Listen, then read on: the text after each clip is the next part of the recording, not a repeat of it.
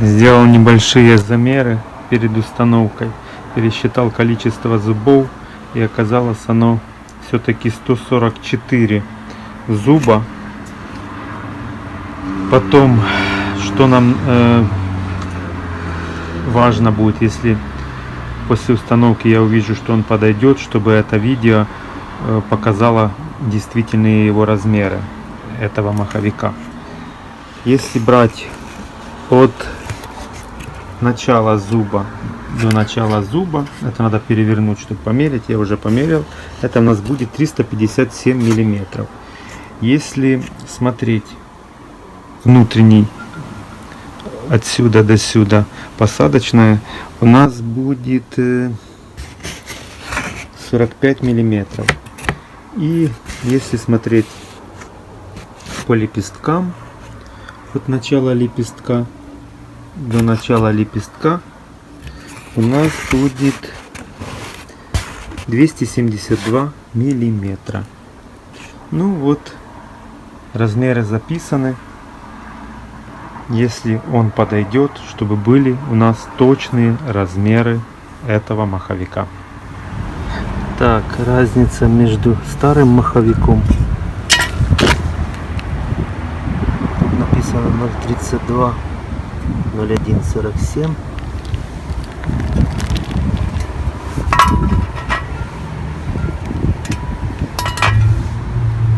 Тут написано тоже 0,11, 32, 0,147. Так, 611,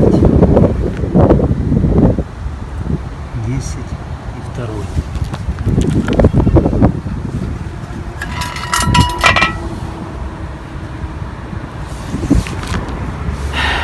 Так, смотрим, как повырезалось зубы у нас.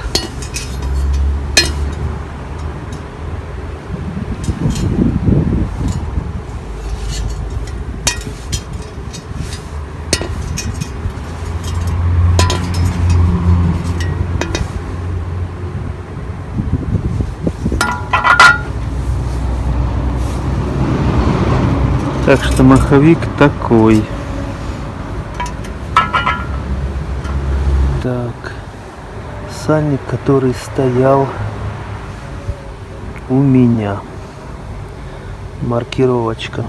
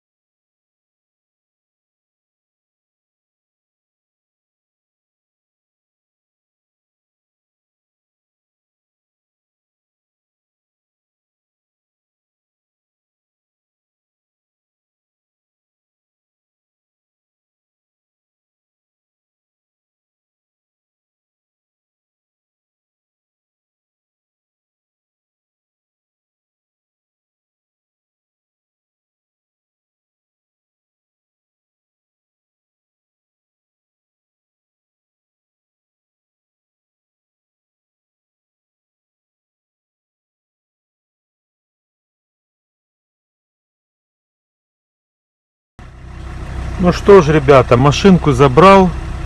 Уже в районе 50 километров по городу наездил. Машину мне сделали ее отлично. Единственное, не смогли поставить эту заглушку. Сказали, что там очень туго, они что-то там не захотели ее сильно пнуть туда. Надо будет этим вопросом заняться и заглушку все-таки поставить.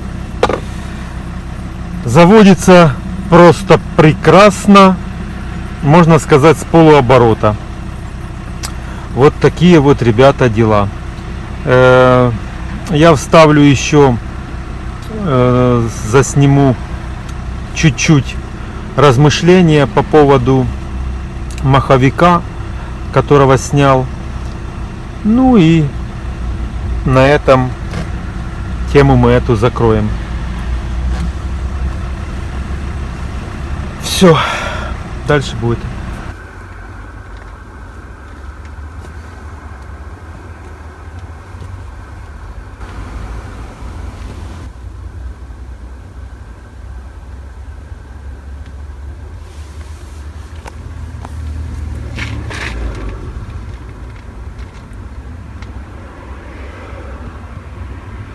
Если у вас будет плохое соединение, попробуйте на телефоне выключить на своем Wi-Fi и Bluetooth. Он будет перебивать этот сигнал, и он может первый присоединиться. Так что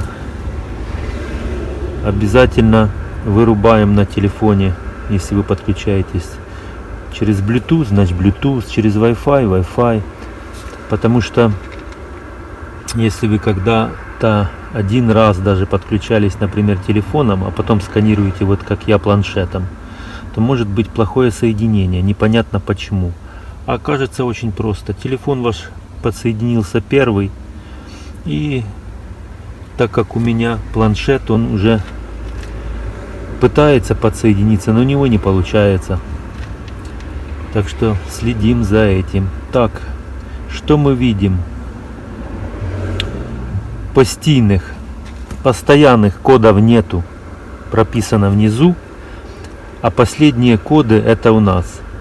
Из-за плохих заводок это у нас будет распредвал коленвал, потом это у нас будет 645, это, по-моему,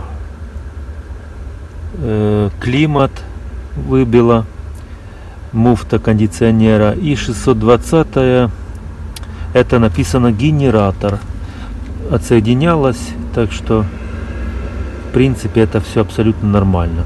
Машина уже покатался я и сегодня, и вчера после замены, так что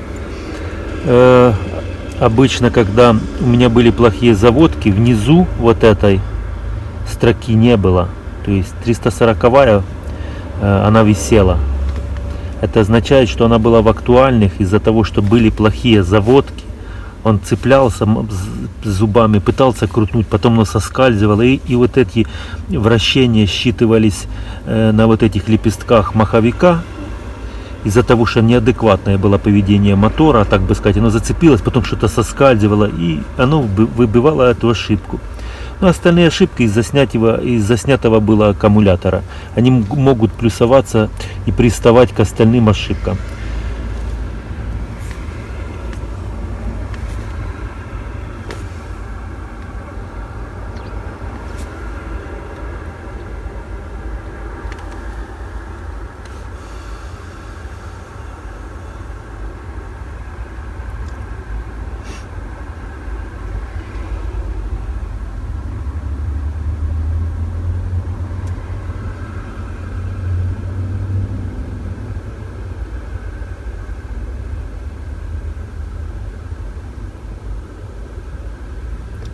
Ну, опять же таки, повторяюсь, устройство это стирать перестало. Ну, основное, что внизу прописано, постоянных нету. Так что от того, что оно их не стирает, уже ничего страшного. Мы хотя бы понимаем, что активных нет. Но устройство реально это перестало стирать ошибки. Перестало. Так что, увы, поначалу стирала, сейчас не стирает. Ну, не основное. Основное, что мы увидели, что у нас ошибок нету. Вот такие вот дела. Итак, по старому винцу опять-таки видно 10.02. И версия моя, то что это месяц, это год, в очередной раз подтверждается. У меня там 5-й год. Хотел выпустить видео чуть раньше, но приболел. Что касается еще венца. Что вы думаете? Этот венец я ложу на стол, и этот венец тоже кривой. Тоже, если положить на стол и нажать его с той стороны, то в одном месте мы чувствуем, как эта поверхность не идеально ровная. У меня сложилась уже такая картина. Я свою версию скажу, почему они у нас накрываются. Мое предположение такое. Это можно назвать, грубо говоря, браком. И этот брак, по-моему, довольно больших масштабов. Из-за того, что использование данного маховика, грубо говоря, оно используется редко при заводке. Дальше расскажу об этом всем. И узнать об этом производитель, ну, грубо говоря, рекламации не могло быть, так как они вылазят достаточно поздно, эта проблема, чтобы понять. Второй уже один я поставил, этот снял, и он тоже, ребята, кривой по кругу. Так как я сам, повторяюсь, бывший сварщик, у меня есть такая, ну, вот такая теория. Теория моя заключается в том, что этот металл очень тонкий. Этот металл очень тонкий. Тут толщина металла тоже достаточно не толстая, 12 миллиметров. Моя теория заключается в том, что когда варит робот, он проварит у нас 1, 2, 3, 4, 5, 6 сваров. И вот у меня такая картина. После проварки 5 сваров металл уже нагрет достаточно хорошо. И после проварки 6-го свара у нас идет просадка венца. Если бы, ну, грубо говоря, за это взяться хорошо, можно было бы или эти свары варить в 2 этапа, давать охлаждаться, или эти свары должны быть короче. И опять же таки их должно быть меньше.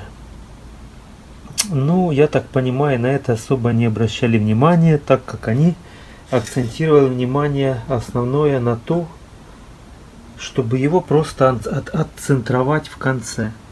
И тем самым они центровали вот этими дырками.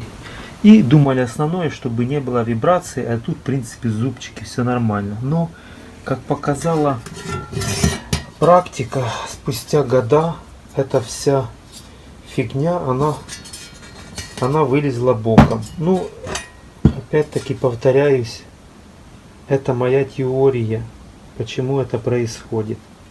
Потому что идет просадка металла. Изначально я больше чем уверен, венцы это идут ровные, все хорошо до момента, пока эта вся конструкция начинает свариваться. Только ее робот заварил. Я, кстати, на робот, пусть не маховики, но тоже ставил заготовки и запускал робот непосредственно. Была у меня и такая работа. И эту работу как бы я знаю нюансы много, температурные вот эти всякие режимы, как оно влияет, как металл может покрутить, как толщина свара влияет на то покрутить. Она говорит, какие свары, если, например, изготавливается какая-то конструкция, в идеале продумывается, какие свары делать первые, чтобы металл не покрутило. Изначально ставятся точки, потом проводятся свары. Ну, мне вот такое впечатление, что на это просто забили и их клепали и клепали. Пусть это, конечно, и компания Mercedes. Ну, ребята, я кузова Mercedes тоже варил и знаю, что везде есть свои нюансы и везде есть то, что проходит дальше и как оно проходит.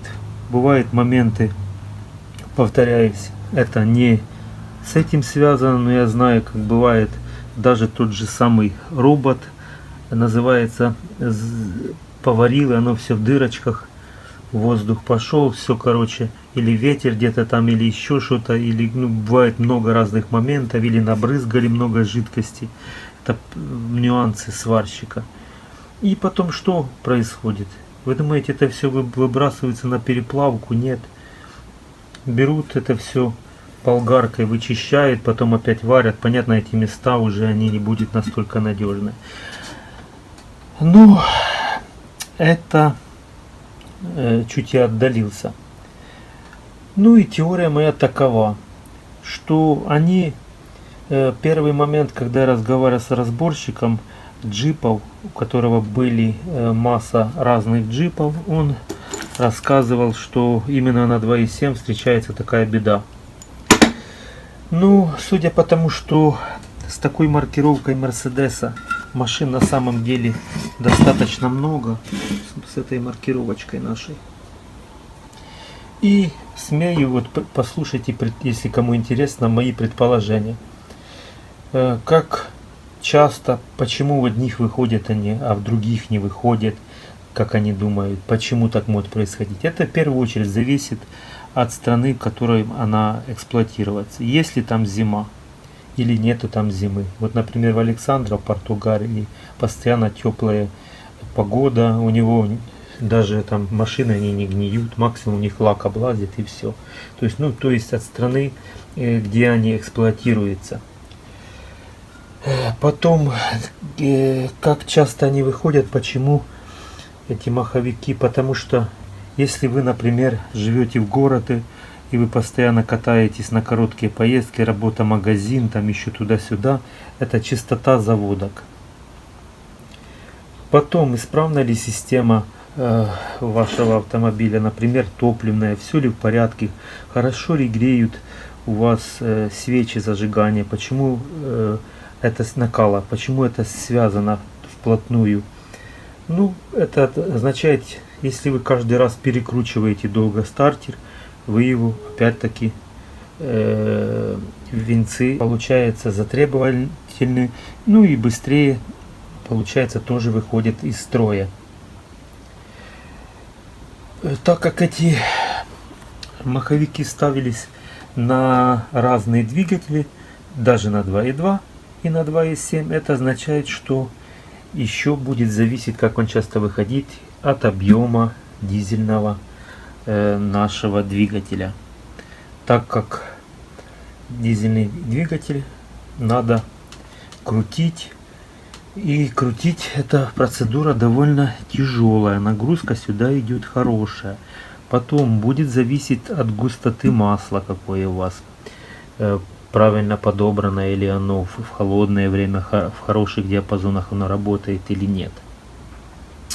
Ну вот такая вот теория моя, что касается этих маховиков и непосредственно винцов маховиков. Я ее вот изложил. Может она так, не так, но судя по тому, что первое я разговаривал с разборщиком, и он сказал, что именно на 2.7 это проблема, так как она встречается очень часто. Ну и то, что я нашел, что эти винцы действительно, когда ложишь винцом на стол и начинаешь прожимать его, и ты чувствуешь, как она начинает приподниматься в одном месте. Так что вот эта история моя. Ну и понятное дело, дальше уже не надо ходить и к ворожке. Из-за того, что металл будет чуть-чуть искривлен, где-то перегрет, в этих местах будет появляться выработка. Там, где металл перегретый, например, где будет происходить последний свар, там может быть металл просаженный и будет быстрее снашиваться наш свинец. Ну вот, например, если предположить, прогрето, здесь свар, здесь износ вот такой, здесь может быть искривление как раз таки произошло, металл здесь искривление получил, и когда происходят наши зацепы, эти зацепы уже получаются, поверхность неровна, оно засыпается и начинает изначально создавать выработку, потом эти появляются задиры, потом начинает изнашиваться наш бендикс, потом этот бендикс изношенный начинает грызть изношенным уже бендиксом эти зубы, ну и так появляются у нас такие выработки. Это моя теория. Ну, в принципе, все. Машинку сделали, заводится просто на ура. Довольный как слон. Работу сделали ребята, пусть возможно и долго, но нигде никаких проблем. Потери масла в коробке вообще не было. Что мотор, что коробка по поведению абсолютно не изменилась. Раздатку они тоже снимали. Все абсолютно везде нормально. Течей никаких нет. Все то, что нужно по этому делу, я выложу. И размеры какие я делал. Потому что когда первый раз покупаешь, информации хрен где найдешь. Спасибо. Где-то в комментариях всего нашел один комментарий с такой маркировкой. И я поэтому искал. Но сам я до конца не был уверен, что он подойдет. Ну вот такая история. Размерчики тоже покажу все, кто купит сразу, чтобы он понимал, померил, да, количество зубов 144, да, размер, да, все, спокойно сплю, можно уже, когда отдавать машину на ремонт, быть уверен, что мы правильно подобрали. Еще один момент. Вот эти зубцы, ребята, они на самом деле очень важные, очень важные. Я вам быстро сейчас скажу. То резервное окошко, которое у нас открыто, оно должно быть закрыто. Если оно у вас открыто, вы его обязательно закройте. Мне пусть та заглушечка, ребята, не вставили, я вставлю обязательно. Я знаю такой случай, когда из-за того, что вылетел камушек, попал в резервное вот это окошко. Не резервное окошко, а попал в окошко, там где видно нас вот этот маховик, венец видно, и он ударил в зуб.